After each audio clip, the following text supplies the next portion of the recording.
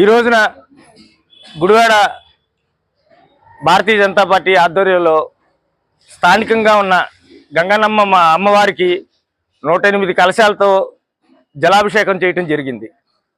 ప్రకృతి ప్రస్తుతం మరి ప్రపంచం మీద కూడా కన్నెర్ర చేసి ఎల్ నినో అనే ఒక విధానం ద్వారా మరి అంతా కూడా వాతావరణం గ్లోబలైజేషన్లో వేడెక్కిపోయి వానలు సకాలంలో పడక రైతులు కానీ ప్రజలు కానీ అల్లాడిపోతున్నారు.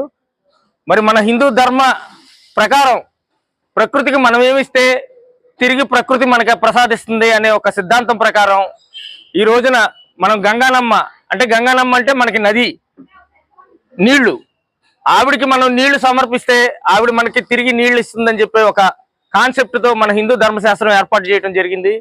అలాగే వివిధ ప్రదేశాల్లో మరి అమ్మవారికి జలాభిషేకాలు చేయటం మరి ఇవన్నీ కూడా ఫలించి అమ్మవారి ఆశీర్వాదాలతో మరి పుష్కలంగా మరి వానలు కురిసి మన రైతాంగం కానీ మన రాష్ట్రం కానీ అలాగే దేశ ప్రజలు కానీ సుభిక్షంగా ఉండాలని చెప్పి ఈ సందర్భంగా కోరుకుంటూ ఇక్కడికి వచ్చిన భారతీయ జనతా పార్టీ నాయకులందరికీ కూడా ధన్యవాదములు.